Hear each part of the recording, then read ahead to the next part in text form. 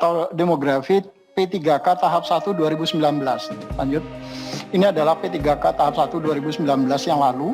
Yang lolos seleksi itu adalah 51.293 orang. Ini sudah kami sampaikan beberapa waktu yang lalu di dalam panja sebelum rapat Komisi 10 beberapa waktu yang lalu. Dan untuk guru yang lulus itu sebanyak 34.818 orang. Itu adalah yang usianya di bawah 57 tahun.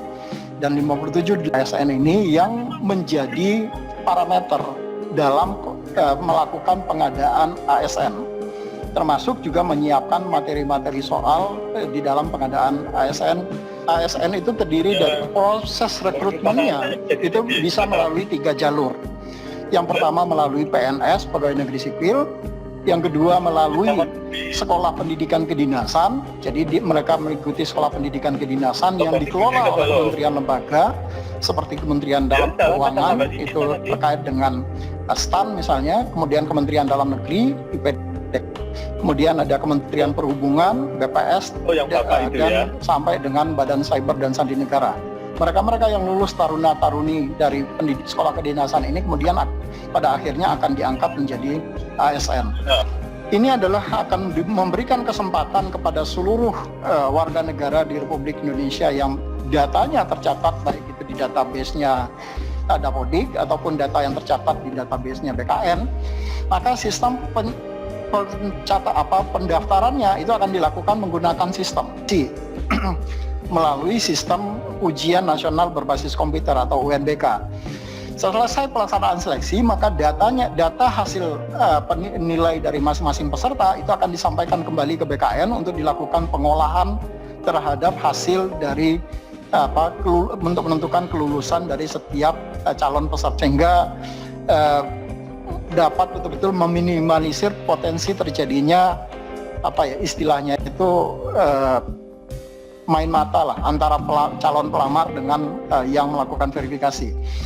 Kemudian juga melalui pengolahan hasil seleksi itu juga dilakukan dengan menggunakan sistem, juga ada di dalam fitur ini.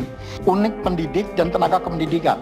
Jadi nanti sistemnya begitu yang bersangkutan melakukan pendaftaran, misalnya saya, Harmen, melakukan pendaftaran, masukkan nomor induk penduduk. Nomor induk penduduknya nanti akan langsung membaca ke database-nya Dukcapil. Begitu dikenali bahwa Harmen ini adalah betul menjadi penduduk Indonesia, maka dia bisa melanjutkan proses pendaftaran berikutnya, yaitu memasukkan, kalau dia tercatat sebagai guru honorer, maka dia memasukkan NUPTK-nya, kemudian sistem juga akan langsung membaca ke database-nya Dukcapil. Begitu ditemui, maka nama yang bersangkutan dikenali di dalam database-nya Dukcapil, maka yang bersangkutan bisa langsung mendaftar, melanjutkan proses pendaftaran. Data juga terintegrasi dengan program studi yang di bawah teman-teman di Kementerian Dikti untuk memastikan bahwa ijazah yang digunakan oleh seluruh pelamar itu adalah ijazah yang terdaftar di lembaga pendidikan tinggi kita. Nah, jadi ada selang waktu, tetapi proses pelaksanaannya tetap konsisten. Jadi proses pelaksanaan itu tetap konsisten, sama dengan yang tadi disampaikan oleh Bu Nunu. Tahap pertama itu nanti seleksinya akan dilakukan Agustus, kemudian pemberkasan itu akan dilakukan di sekitar bulan September. Selesai pemberkasan, maka yang bersangkutan kemudian langsung diangkat atau ditetapkan nomor induk penduduknya, nomor induk pegawai P3K-nya. Nah, begitu yang bersangkutan kemudian ditetapkan nomor induk pegawai P3K-nya, maka PPK diminta untuk menyiapkan SK pengangkatannya. Nah, begitu diterbitkan SK pengangkatan oleh PPK, maka mereka langsung berhak untuk menerima gaji P3K-nya. Jadi itu mekanisme yang dilakukan. Yang tahap kedua adalah di bulan Oktober, sama tadi seperti yang disampaikan oleh Bu Seditjen, dan tahap ketiga adalah di bulan Desember proses seleksinya. Jadi ada selang waktu sekitar 1 bulan untuk melakukan pemberkasan terhadap seluruh para pelamar yang nanti baru mereka masuk ke dalam seleksi tahap kedua dan tahap ketiga. Karena mereka memang diberikan batas waktu untuk bisa mengikuti seleksi 3 kali untuk setiap calon P3K ini. Baik di sekolah swasta Kalau seperti itu tuh bukan membuat guru swasta jadi setara dengan guru negeri kalau itu kan.